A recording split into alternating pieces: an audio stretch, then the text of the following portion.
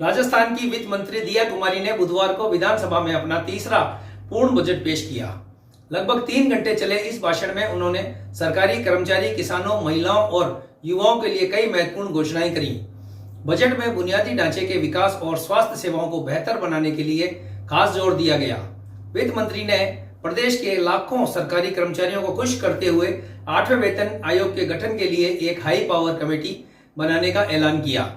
इसके साथ ही प्रशासनिक सुधार के तहत उपनिवेशन विभाग को खत्म कर इसका विलय राजस्व विभाग में करने का फैसला लिया गया है। इसके अलावा महिला कर्मचारियों को तनाव मुक्त रखने के लिए 6 महीने तक के बच्चों की देखभाल के लिए चरणबद्ध शिशु वात्सल्य सदन खोले जाएंगे।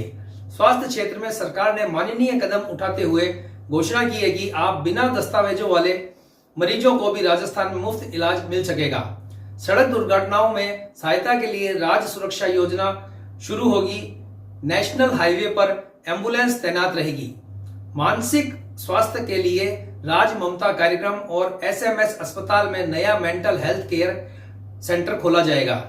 भर्ती परीक्षा में पारदर्शिता लाने के लिए एनडीए की तर्ज पर राजस्थान अपनी नई राजस्थान टेस्टिंग एजेंसी बनाएगी, जो ऑनलाइन और ऑफलाइन दोनों परीक्षाएं करवाएगी। युवाओं को आत्मनिर्भर बनाने के लिए 30,000 छात्र छात्राओं को 10 लाख रुपए तक का ब्याज मुक्त लोन दिया जाएगा। साथ ही युवाओं को विदेशी भाषाओं जैसे अंग्रेजी, जापानी, कोरियन की ट्रेनिंग भी दी जाएगी। इसके अलावा 5,000 होमगार्ड की भर्ती की घोषणा की गई है।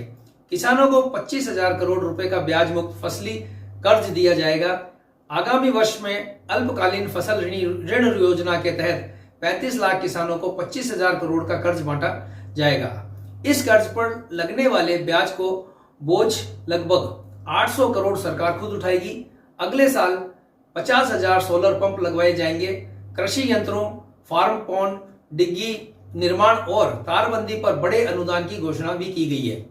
चूरू सहित खारे पानी वाले इलाके में झींगा पालन करने वाले किसानों को सस्ती बिजली मिलेगी। 5 लाख पशुपालकों को दूध पर बोनस दिया जाएगा।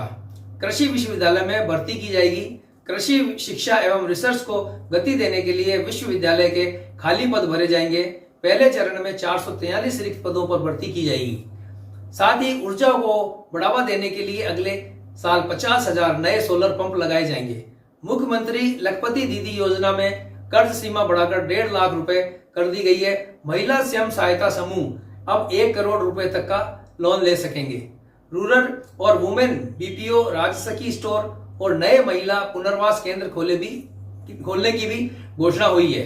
आंगनवाड़ी केंद्रों के लिए मरम्मत, बिजली कनेक्शन और नंदघर अपग्रेडेशन पर सैकड़ों करोड़ों रुपए खर्च होंगे। कॉलेज छात्रों के लिए ड्रीम प्रोग्राम शुरू किया जाएगा। 50,000 छात्रों को इसका लाभ मिलेगा।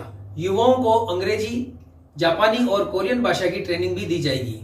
एआई स्टार्टअप प्रोग्राम और नए टेक्नो हब भी बनाए जाएंगे।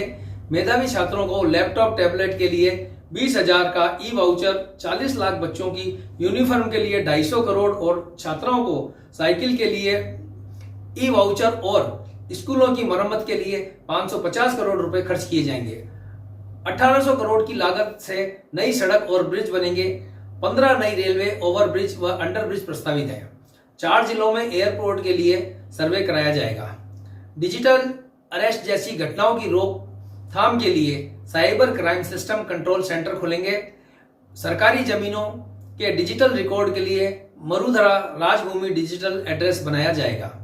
सरकारी सेवाओं में देरी खत्म करने के लिए ऑनलाइन प्रक्रिया को रीडिजाइन किया जाएगा। यदि तय सीमा में निर्माण नहीं होता है तो विभाग की मंजूरी मान लिया जाएगा। वर्तमान में ई मित्र पर मिलने वाली 600 प्लस सेवाओं में से 100 सबसे महत्वपूर्ण सेवाओं को व्हाट्सएप प्लेटफॉर्म पर शुरू किया जाएगा। सीकर, झुंझुनू और भरतपुर डीग क्षेत्र में नए एयरपोर्ट बनाने के लिए स्टडी शुरू हो गई है। साथ ही सवाई माधोपुर और बांसवाड़ा में फ्लाइंग ट्रेनिंग सेंटर भी खुलेंगे।